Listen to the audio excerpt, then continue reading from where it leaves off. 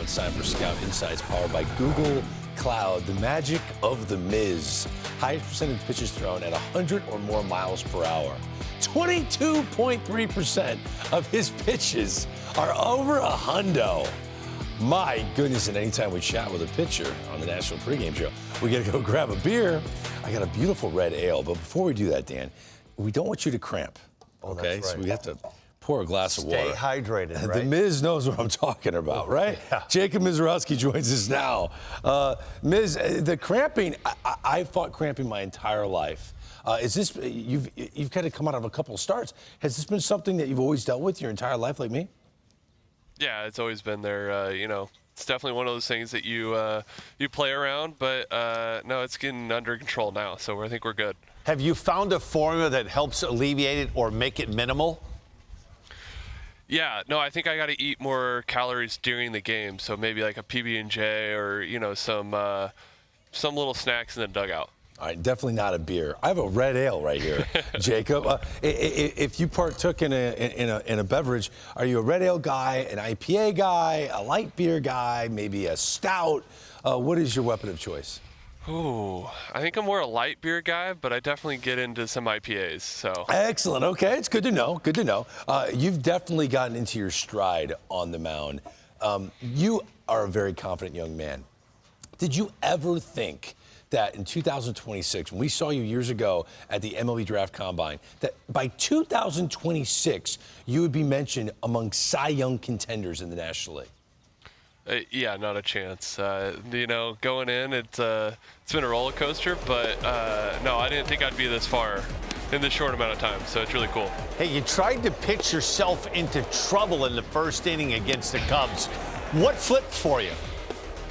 I just think I had to understand, to trust the defense and, pitch to my strengths and not try and dance around the zone and, just pound the middle. Do you remember the first time you threw a ball 100 miles an hour, and when was it? I believe it was in junior college. I believe I was at the Junior College World Series, and I flashed up on the board double zeros. They didn't have the one up, but popped up double zeros, so it was kind of cool. We're looking at all your pitches at 103 or more miles an hour. It's funny. Dan asked you, do you remember the first time you hit triple digits? There are players talking about the first time they faced you. You've got this lore to the way you throw a baseball. Spencer Jones was asked about facing you, and he said, quote, "I've never seen pitches that hard in my life." And to be able to foul off a couple is pretty great. So I'll take that for now. He looked at it as a victory that he just touched the base, that he fouled the ball off. When you're hearing the talk about your heater, what goes through your mind? I think it's crazy. I think, for me, that's just the norm. That's how I throw. So it's nothing crazy to me, but, obviously I'm doing something right. So it's fun. Hey, in that start you had against the Yankees, that same lineup, you struck out Aaron Judge twice. What do you remember about it? Honestly, it was all just a blur.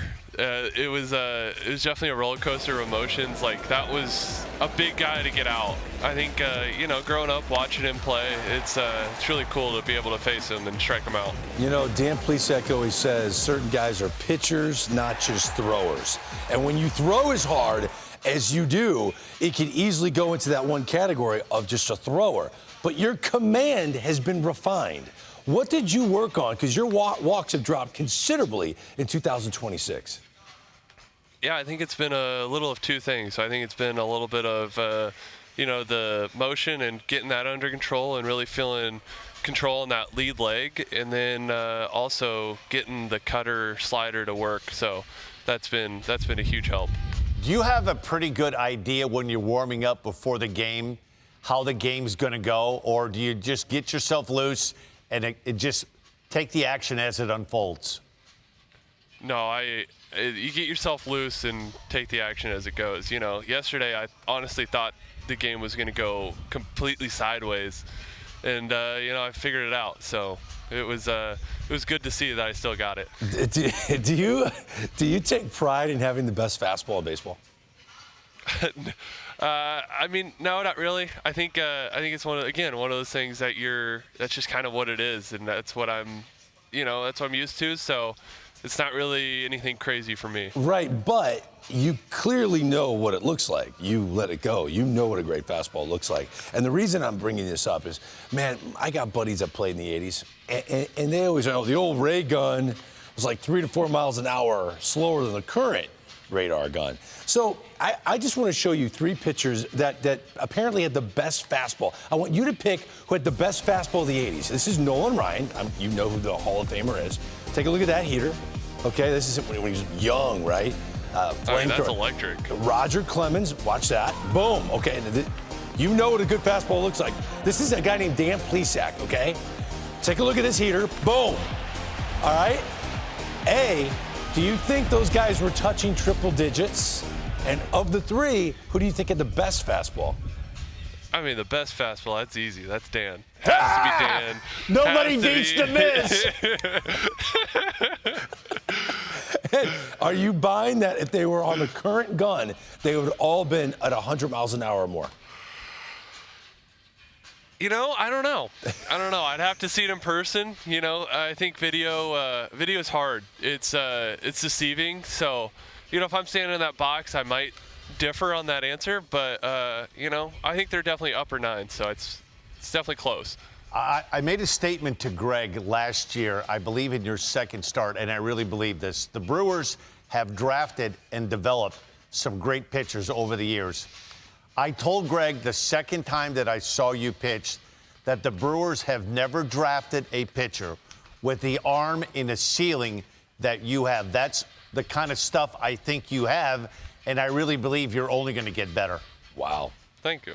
Yeah, he's a very nice man. Yeah, you do know a good heater when you see it, and apparently you know everything about Pokemon. Is this true? I love Pokemon, yes. You love Pokemon. So, all right. I don't understand it. I don't really know it, but I know a lot of our viewers do know it, and you clearly are obsessed with it. I've heard that you've decorated a room in your house or something about it. You're all in on Pokemon. So, if Dan Plesac was a Pokemon character, who would Dan Plesac be? Oh, that's a good one. Let's think about this. Let's go with Abracadabra. He's a good one. Okay. I'll take that as a compliment, Miz. A little disappearing act, yeah. Yes. Okay. If Harold Reynolds was a Pokemon character, who would Harold Reynolds be? Have to do a fast one. Maybe let's go with Machamp. All right. Okay. We're going to look all this up later. If I was a Pokemon character, who would I be? Oh, gosh. I don't even know. Let's go with I got you as a Blastoise type of guy. Oh.